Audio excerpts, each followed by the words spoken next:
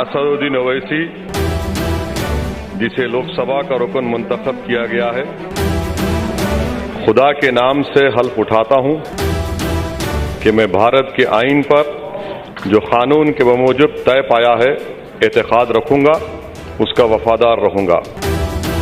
मैं भारत के इख्तियार आला और सालमियत को बरकरार रखूंगा और जिस ओहदे को मैं संभालने वाला हूं इसके फराइज व वफादारी से अंजाम दूंगा। जय भीम, जय मीम, तकबीर, अल्लाह अकबर, जय हिंद।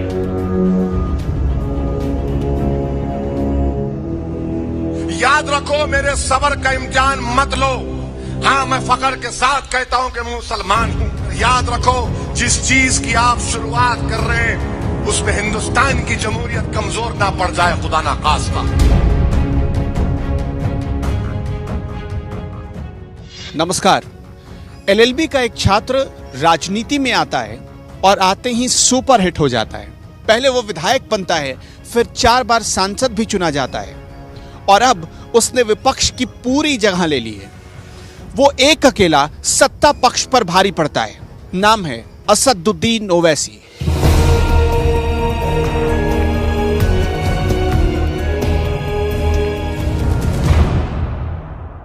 कि तुम कहो शाखों के फूल फलने लगे, तुम कहो शाखों पर फूल फलने लगे, तुम कहो चाक सीनों के सिलने लगे। इस झूठ को, जहन की लूट को मैं नहीं मानता, मैं नहीं जानता। तुमने लूटा है सदियों सदियों हमारा सुकून, अपना हम पर चलेगा तुम्हारा फुसूं। चारागर दर्दमंदों के बनते हो क्यों, तुम नहीं चारागर, कोई माने मगर नहीं माने। मैं नहीं मानता, मैं नहीं जानता। 13 मई 1969 को सुल्तान सलाहुद्दीन ओवैसी के यहाँ एक चिराग पैदा हुआ। हैदराबाद के इस परिवार में जश्न का माहौल था। बेटे का नाम रखा गया असदुद्दीन ओवैसी।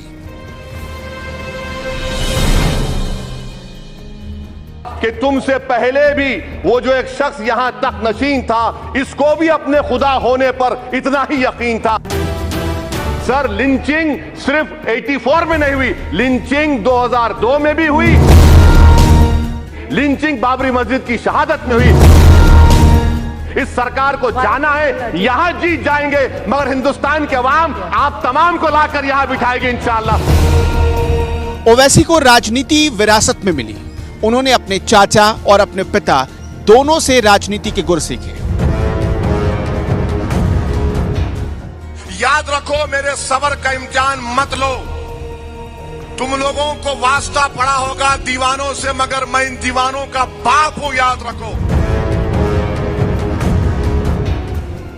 आज असदुद्दीन ओवैसी ऑल इंडिया मजलिसे इत्तेहादुल मुसलमीन यानी AIMIM के अध्यक्ष हैं। वो पिछले 4 बार से सांसद चुने जा रहे हैं। साल 2004 में पहली बार वो हैदराबाद से सांसद बने और तब से जीत उनके कदम चूमती जा रही है। किस बुनियाद पर हमारी डेमोक्रेसी काम करेगी? क्या इसीलिए हमारे बुजुर्गों ने अंग्रेजों को लात मार कर निकाला? क्या इसीलिए हमारे बुजुर्गों ने काला पानी की सजा काटी कि एक मेंबर ऑफ पार्लियामेंट जब पूना को आएगा तो यह कहा जाएगा कि तेरी जान को खतरा है, तो भड़काऊ भाषण देता है, तो लोगों को डराता है? लेकिन जब ओवैसी की बात होगी तो बात होगी AIMIM की। साल 1927 यानी आजादी से ठीक 20 साल पहले हमारे देश में AIMIM की नींव पड़ी। तब AIMIM को हैदराबाद निजाम का समर्थक माना जाता था, लेकिन हैदराबाद निजाम भारत को अपना नहीं मानते थे। लड़ाई तेज हुई भारत सरकार और हैदराबाद के निजाम के बीच। तब AIMIM भारत सरकार के खिलाफ काम करता था।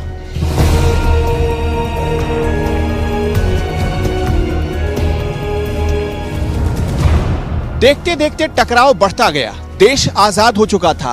साल 1948 में हैदराबाद ने भारत में विलय के प्रस्ताव को नामंजूर कर दिया।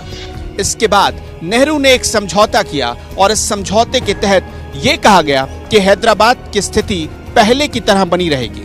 लेकिन यह बात सरदार पटेल को मंजूर नहीं थी। सरदार पटेल ने मामले में हस्तक्षेप किया और आखिरकार हैदराबाद का भारत में विलय मुमकिन हो सका। अगर मैं रोड पे निकल जाऊंगा, मैं अपनी बात को मनवा कर रहूंगा। मैं बार बार कह रहा हूं कि जेल मेरी आवाज को नहीं दबा सकती। सिर्फ मेरी आवाज को कोई चीज दबा सकती है तो मेरी मौत। तो मारने वाले मार मुझे, मैं खड़ा हूं तेरे सामने। जूता मारो, गोली मारो, पत्थर मारो, जो मारना है मारो मुझे। क्या मजाक बना के रख दिया है जमहूरियत का। किस लिए हम टैक्स पे कर रहे हैं कि एक मेंबर ऑफ पार्लियामेंट बोल नहीं सकता।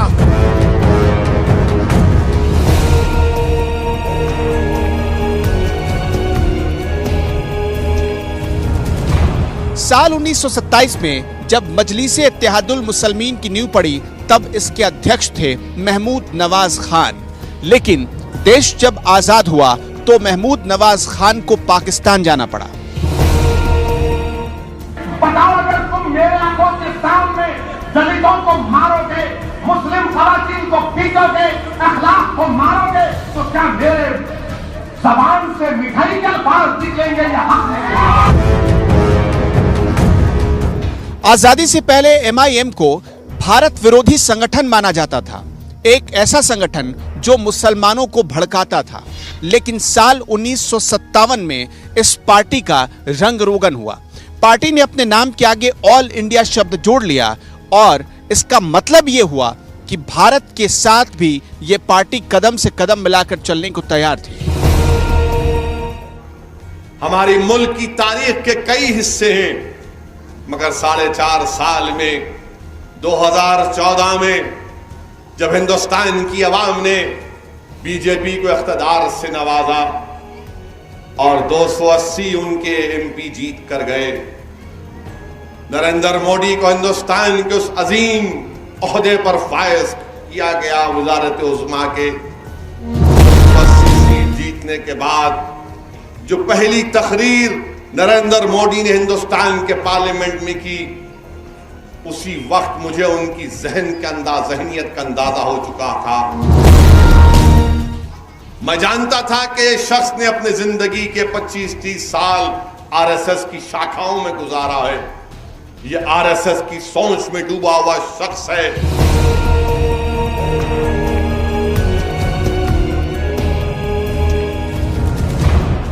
एमआईएम ने जब अपने नाम के आगे ऑल इंडिया शब्द जोड़ा तब पार्टी के अध्यक्ष हुआ करते थे कासिम रिजवी। कासिम रिजवी लगातार देश में मुसलमानों को भड़का रहे थे।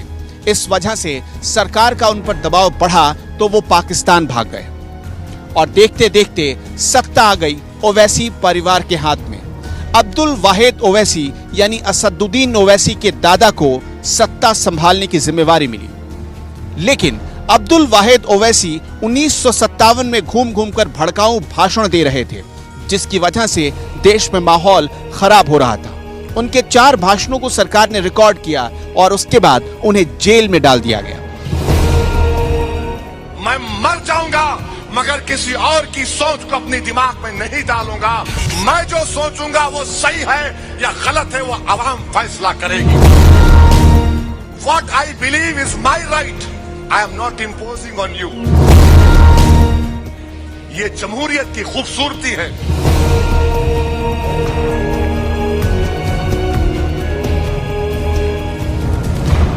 भड़काऊ भाषणों की वजह से अब्दुल वाहिद ओवैसी को सजा काटनी पड़ी। वो जेल गए और 11 महीने तक जेल में ही रहे। लेकिन उनके जेल जाने के बाद सत्ता आ गई सलाहुद्दीन ओवैसी के पास। सलाहुद्दीन ओवैसी यानी असदुद्दीन ओवैसी के पिता। 1960 में सलाहुद्दीन ओवैसी हैदराबाद नगरपालिका के अध्यक्ष चुने गए और देखते देखते वो विधायक भी बन गए। साल 1984 का भी दौर आया जब पहली बार सलाहुद्दीन ओवैसी को हैदराबाद का सांसद चुना गया। मुलायम सिंह तू तबाह हो ताराज होकर रह जाए, तेरी नस्ल तबाह होकर रह जाए मुलायम सिंह। और याद रख मुलायम सिंह, हिंदुस्तान में तेरा नाम लेने वाला नहीं होगा। हम दूर तो बैठे हैं मगर हमारी दुआओं में, हमारी आहों में अल्लाह ने तासीर दी है और अल्लाह जरूर हमारी इन आहों को, हमारी दुआओं को खाली नहीं जाने देगा।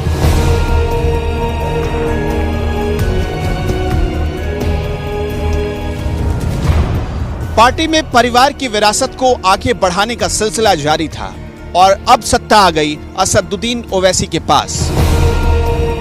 उठो और दुनिया को बता दो कि ये तुम ही लोग हो जिसने तूफानों में चिराग जलाने का हुनर हमने सीख लिया। दुनिया ने देखा कि हिंदुस्तान के मुख्तलिफ रियासतों में फसादात हुए, मगर हमने अपने इत्तेहाद के चिराग को जलाए रखा। हिंदुस्तान के मुख्तलिफ रियासतों में हमारे इत्तेहाद को पारा पारा कर दिया। हमने कहा कि इस तूफान का मुकाबला करेंगे। हिंदुस्तान के मुख्तलिफ रियासतों में हमारी सियासी आवाज को खत्म करके रख दिया।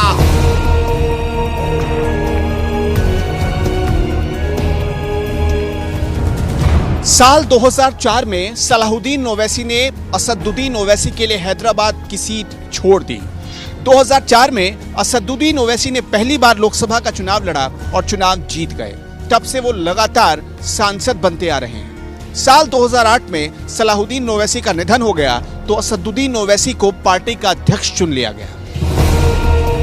मैं पूछना चाहता हूं वो कांग्रेस राष्ट्रवादी के लोगों से जो मुझ पर इल्जाम लगाते हैं कि शख्स भड़काऊ भाषण देता, यकीनन मैं अपनी जबान को लगाम नहीं दे सकता। मैं खुला बोल रहा हूं, मैं अपनी जबान को लगाम नहीं दे सकता। मैं गूंगों की और इन लोगों की बहरों की नुमाइंदगी नहीं करता। मैं जिंदा कौम का एक जिंदा नुमाइंदा हूं। मैं मुर्दों की बस्ती में खड़े रहकर तकरीर करने का आदी नहीं है। मैं इन तमाम जिंदों के सामने तुम्हारे दिल की जबान, तुम्हारी सोच और फिक्र को अपनी जबान पर लाकर सामने रखता हूं। क्या यह भड़काऊ भाषण है?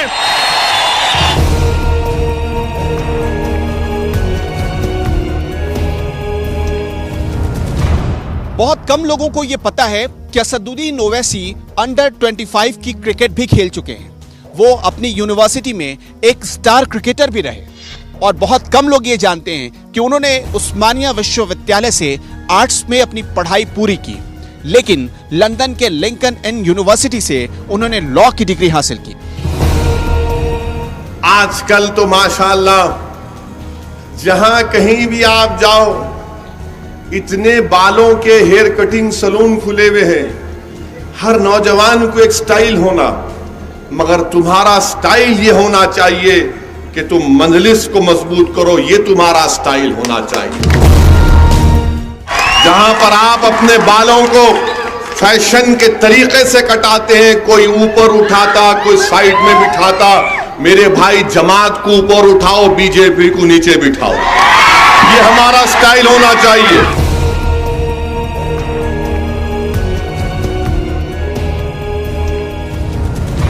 असदुद्दीन ओवैसी के छोटे भाई अकबरुद्दीन ओवैसी अपने विवादित भाषणों की वजह से जाने जाते हैं। वो तेलंगाना विधानसभा के विधायक भी हैं और उन असदुद्दीन ओवैसी के एक और छोटे भाई बुरहानुद्दीन ओवैसी इटेमैत के संपादक हैं। तेरे पास वो जो चमचा आजम खान, अरे आजम खान तेरी मां से अगर कोई करता तो तू क्या करता? आजम खान तेरी बहन से करता तो तू क्या करता?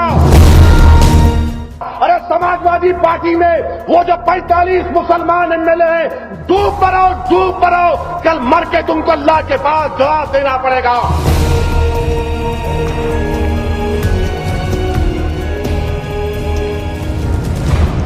साल 2009 में असदुद्दीन ओवैसी की पार्टी AIMIM ने अपना बेहतरीन प्रदर्शन किया था और तब के हुए विधानसभा चुनाव में पार्टी ने सबसे ज्यादा 7 सीटें हासिल की थी। पार्टी को जीत तो मिल गई, लेकिन कांग्रेस का साथ नहीं मिला। मेरे भाई, इनका एक और आर्ग्यूमेंट कि वोट काटेंगे। अरे कब तक बोलोगे यार? काटेंगे काटेंगे काटेंगे काटेंगे। तुम जोड़ रहे? तुम जोड़ने का काम कर रहे? तुम किसको जोड़े बताओ? तुम सिर्फ बड़े बड़े लोग, पवार साहब, अशोक राव साहिब, ये साहिब लोग सिर्फ अपने आप को जोड़ लिए, हमको तोड़ दिए।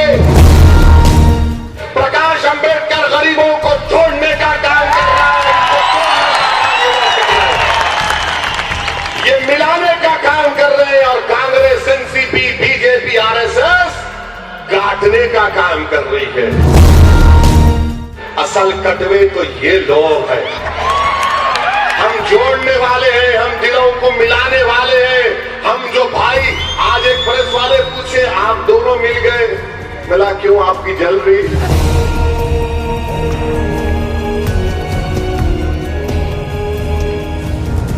साल 2009 के बाद ही कांग्रेस और AIMIM में खटास बढ़ने लगे, दूरियां बढ़ने लगी, मतभेद बढ़ने लगे थे, जिसके बाद दोनों पार्टियों के रास्ते अलग हो गए।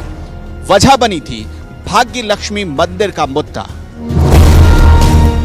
हुकूमत हिंद की तरफ से कहा गया, हमारी गवर्नमेंट की तरफ से, विजारत खारजा के सेक्रेटरी ने बयान दिया, मैं उसको कबूल करता हूं, मगर इनके कैबिनेट के मंत्री क्या बोलते देखो आप। एक मिनिस्टर अमित शाह बोले, यानी वो बम गिराए तो अमित शाह बोले 250 मर गए। MEA के स्टेटमेंट में कुछ भी नहीं है, मगर अमित शाह क्योंकि उनको ज्यादा इल्मे गैब है, उन्होंने आप बैठ के देख लिए, इतने मारे गिने उन्होंने जाके, यानी जिस्म से इनकी रूह निकल के जाके चेक करी 1 2 3 4 5 6 7 8 250। उसके बाद इनके एग्रीकल्चर मिनिस्टर है, उन्होंने बोले 300। उसके बाद इनके एक और मिनिस्टर है जो बोले नहीं कोई नहीं मरा, खाली डराना हमारा मकसद था। फिर होम मिनिस्टर बोले 300 सेल फोन थे, पूरे बुझ गए। मैं बोला भाई साहब, ये तुम लोग क्या कोई चौक की मंडी में जाके क्या पान का पत्ता खरीद रहे? 200 ले ले, नींबू ले रहे।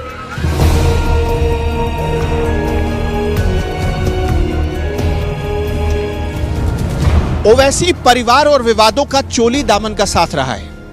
ओवैसी जब भी बोलते हैं, कोई न कोई विवाद खड़ा करने की कोशिश करते हैं। यही होम मिनिस्टर थे सरदार पटेल जब महात्मा गांधी को नाथूराम गोडसे, जो RSS की सोच और फिक्र से, सावरकर से मुतासिर होकर महात्मा गांधी को 3 गोलियां मारकर शहीद कर दिया। बता नरेंद्र मोदी, क्या सरदार पटेल जिम्मेदार नहीं था बहैसियत होम मिनिस्टर महात्मा गांधी की जान बचाने के लिए? क्या महात्मा गांधी का जो कत्ल हुआ, क्या इसमें सरदार पटेल जिम्मेदार नहीं? घर वापसी कार्यक्रम को लेकर साल 2015-16 में ओवैसी ने एक और विवादित बयान दिया था। उन्होंने कहा था कि अगर यह कार्यक्रम रोका नहीं गया तो भारत का विभाजन हो सकता है। नहीं, रंग खेलने वाले नहीं है हम रंग खेलने वाले नहीं हैं मेरे दोस्तों। हम लड़ने वाले हैं, जिद्दोजहद करने वाले हैं, हम मर मिटने वाले हैं, हम गर्दनें कटाने वाले हैं। म्यूजिक पे नाचने वाले हम नहीं हैं मेरे दोस्तों, ना ना ना।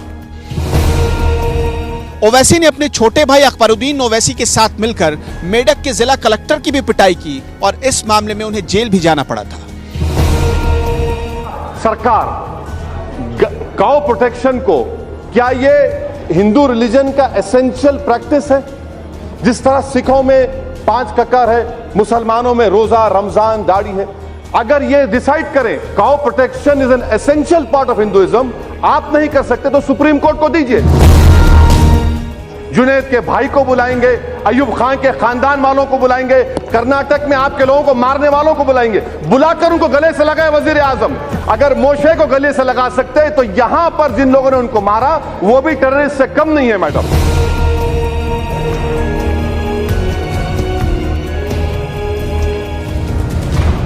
आज ओवैसी भले ही संसद में अपनी पार्टी से एक अकेले सांसद हों, लेकिन फिर भी सत्ता पक्ष और विपक्ष सब पर भारी पड़ जाते हैं। उनकी तकरीर, उनका ज्ञान और जो उनके आर्गुमेंट का तरीका है वो हर किसी को पसंद आता है। यही वजह है कि चाहे वो सत्ता पक्ष हो या विपक्ष, जब भी किसी तकरीर में असदुद्दीन ओवैसी शामिल होते हैं, सब ठहर कर उन्हें सुनने को मजबूर हो जाते हैं।